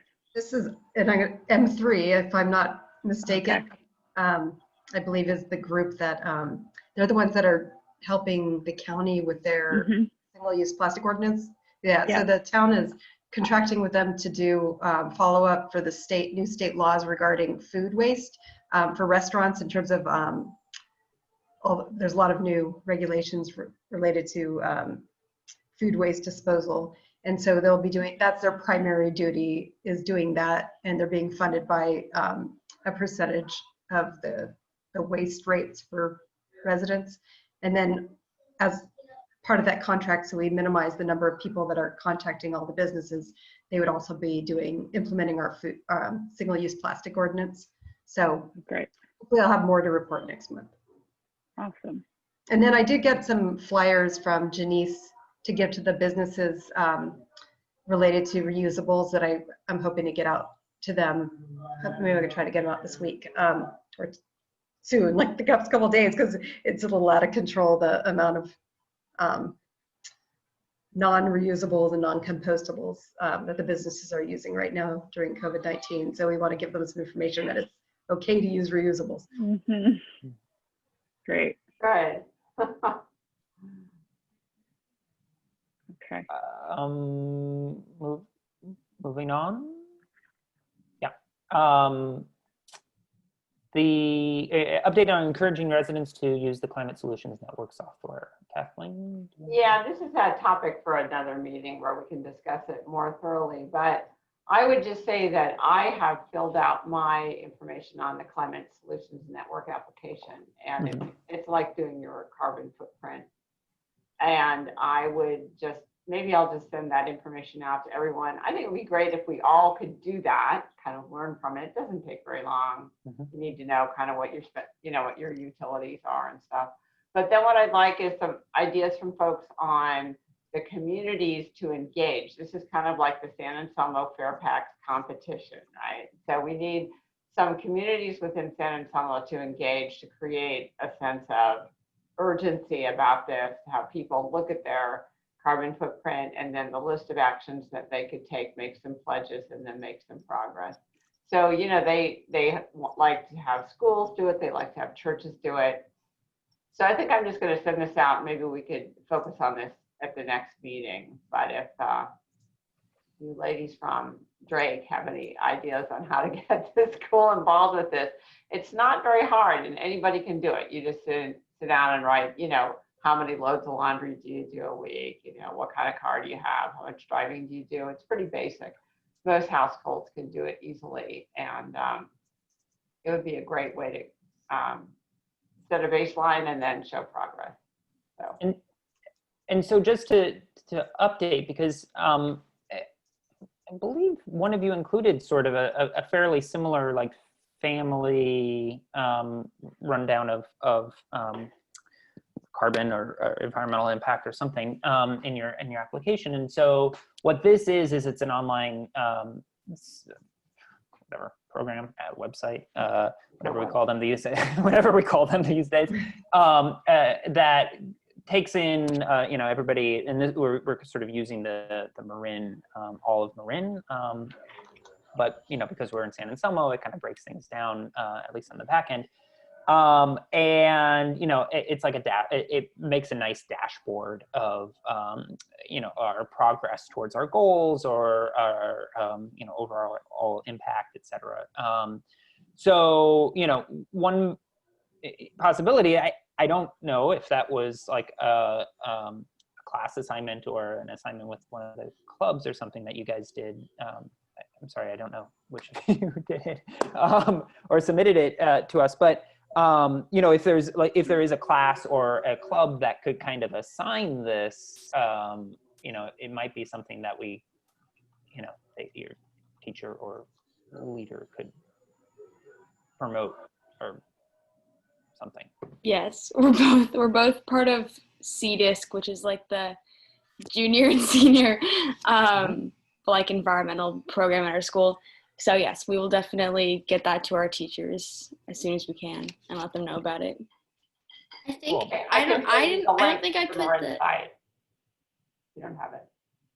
Okay. I did not put the energy thing, like the measurement on it, so you I probably did. We both did home energy audits in the energy project last year. Mm-hmm. And that was within CDISC? Yeah, we used the Lawrence Hall Science home energy saver service, but that was like super in depth, like measuring the amount of space in your house is heated and stuff. And I would not wish for other high schoolers to do that. I did it for a grade. And so if there's an easier service to do it with that was more like your cars and simpler questions and not like the construction of your house, I think that it would be more better for people. And we could It's designed for public users, you know, just people Yes, who know it. yeah. If you might have to go find a utility bill. That would be the hardest part. We did Yeah, that. we Yeah, did that that. was we eventually, once we found it, it was fine. And also knowing how to read it too. We had to learn how to read it. I didn't even know. I was like, there's They're hard money, to we read. pay for it. But we could probably, so if we could put it in, like, if there is a link to it, we could put it in crew announcements Yeah. and have it be emailed to people so they could easily fill it out and make people do it during crew. That would be the most effective way to do it. Yeah, Okay. absolutely. Right. Awesome. Update on coordination with other central Marin towns. Hi, Jody. We're coordinating. You're here. Yeah. You're doing your part. I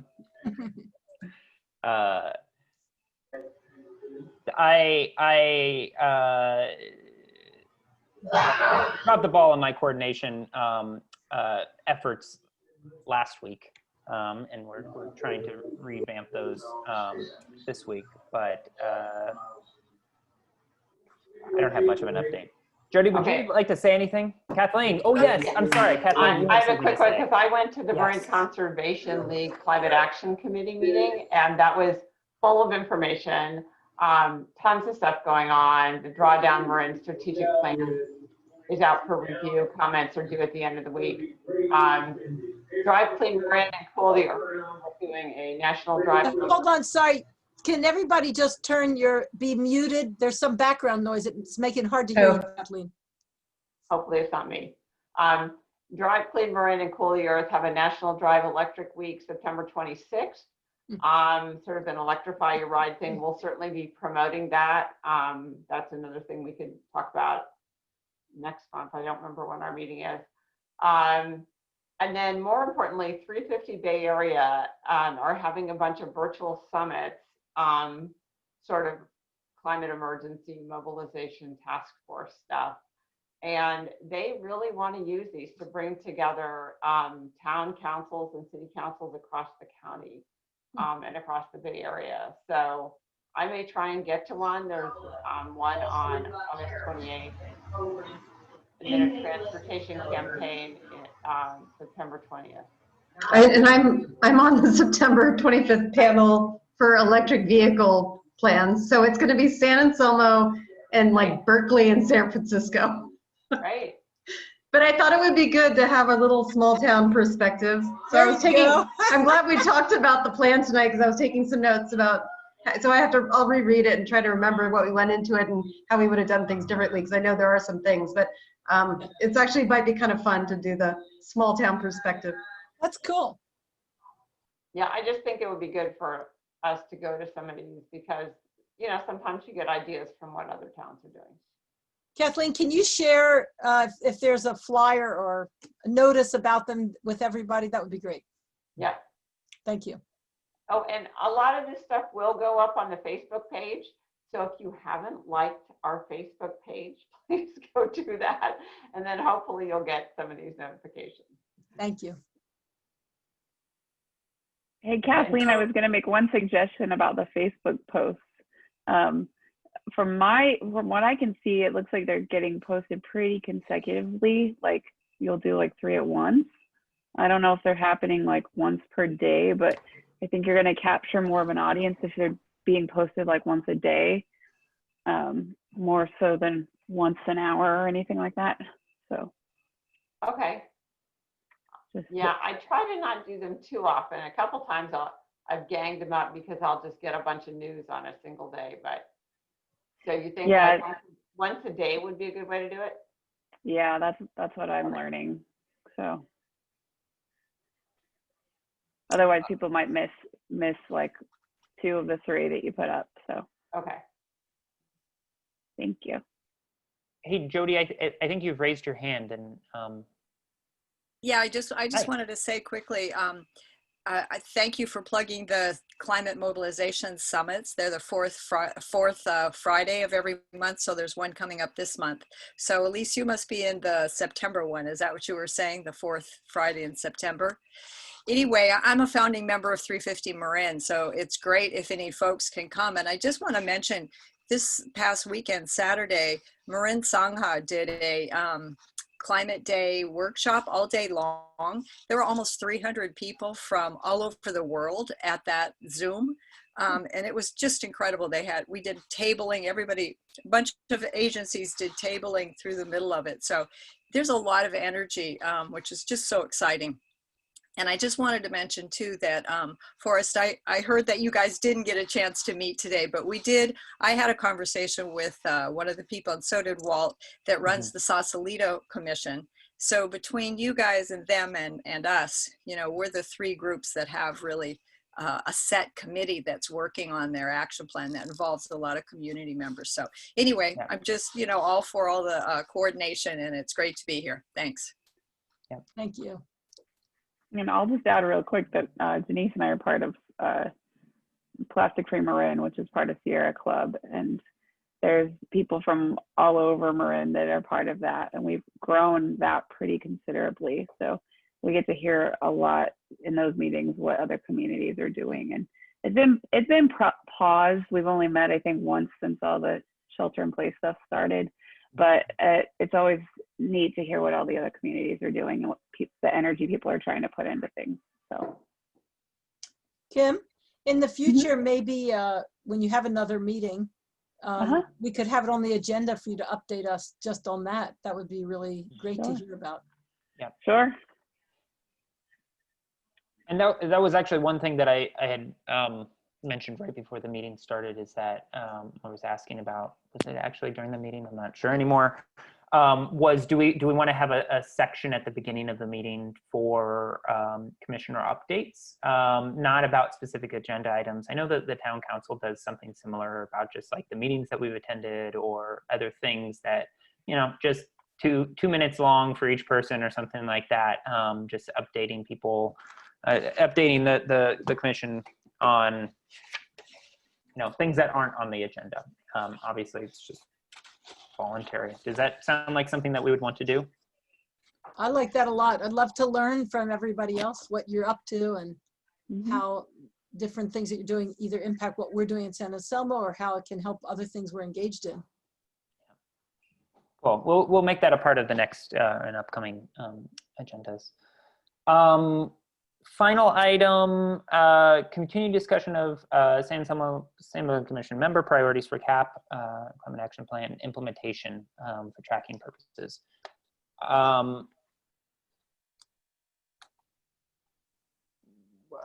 What's the goal was discussing?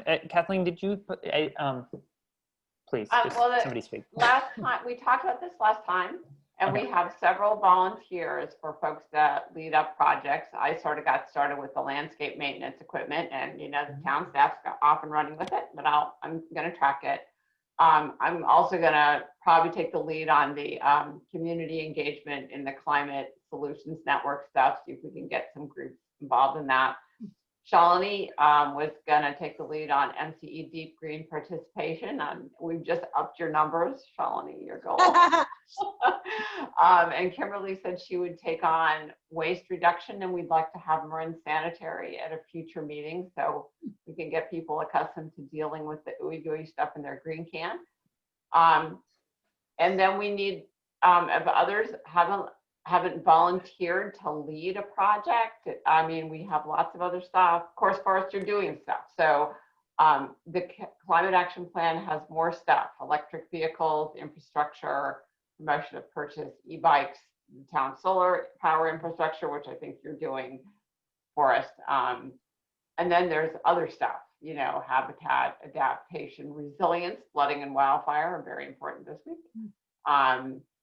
So if anybody else wants, and you can do more than one project, or we can have more than one person involved with any one project. So we just thought, as part, if we go to sort of council member updates at the beginning of each meeting, we could do those updates on these projects as well. so we can work on them other than once a month. Because if we only work on them once a month for 2 hours in a meeting, we'll never meet our goals. So this is assuming we're doing some stuff outside of the meeting. Well, I think that's one thing that I've come to realize, that, you know, the meetings really are a chance to update everybody else, and, you know, it's a key decision kind of time and decision points. But you know, for most items, the work, whether it's writing an ordinance or, you know, building a sign or whatnot, all happens, you know, outside, and then we come back. Right. So, yeah, cool. Are we looking for any? Well, so shall I put your name down on a couple of these things? I mean, first, you're already doing them. The town solar infrastructure, right? Yep. Okay.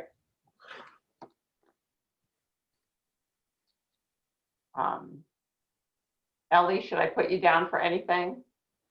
You want to own EVs or e-bikes? I can't, I'm so sorry. I mean, I put in a huge amount of time last year when I had more time available. So I don't Right. want to commit to something I can't do. I want to Okay. help any way that I can. Okay.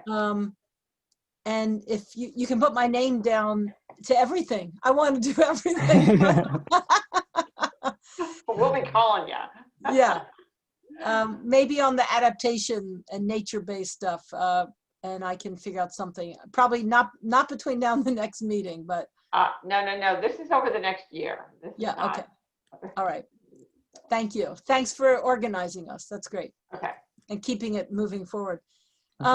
Are we at the next meeting date? Are you Yep. finished? I'm sorry, Kathleen. I'm done. So we're Okay. on to the next. The next meeting is on Yom Kippur, which is a Jewish holiday. It's actually just after, but I will be eating because we fast for 24 hours. And so I will not be attending, or we could decide to make this meeting the next night. I don't know how you all feel about it. If I'm the only one, I'm I'll happy be to out. just not attend. Yeah, I'll also be out. Can we make it that Tuesday night? I don't know if the 29th is a town council meeting or You know, not. it works actually this month because we have that extra Tuesday, so Oh. in September. So I think the 29th would work fine. Okay, great. Is that okay with everybody? That's I good. think Sounds good to me.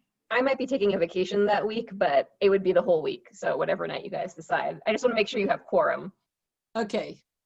Mhm. Well, I could definitely attend that Tuesday night. Okay. Okay, yeah, we'll change it to that date. Okay. Thank you. Tuesday. Thanks for bringing that up. Yeah. Okay, and should we invite perhaps, well, Forrest, you can look at the agenda, but we might want to consider inviting Jennifer Selvig from Marin Sanitary.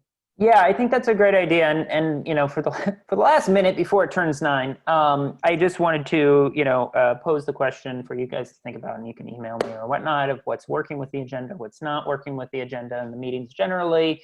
You know, I particularly liked the framework of this meeting as it happened, because we kind of had a presentation, we delved into a deep, you know, project, and we actually, you know, had an idea that we might not have otherwise. So doing stuff, drilling down into a specific area might be one way that we kind of organize at least half the meeting, or we kind of, or not. But Oh, I like that. I think it I worked think out well. that's good. And I like the addition of the personal introductions, or whatever you want to call that, personal updates. yeah, great. Okay. I think cool. there's something about the way the presentation just kind of sets the tone a little bit. Yeah. So, That's good. Totally. what- do you what's want me the to reach out to presentation? Jennifer? Sorry. Go ahead. Sorry. It was Ellie. just, what is the presentation for next time? So it would probably be with Jennifer Selvig with Marin Sanitary, because we're going to work on waste reduction. That'd be Great. great. Mhm. Yep. Awesome.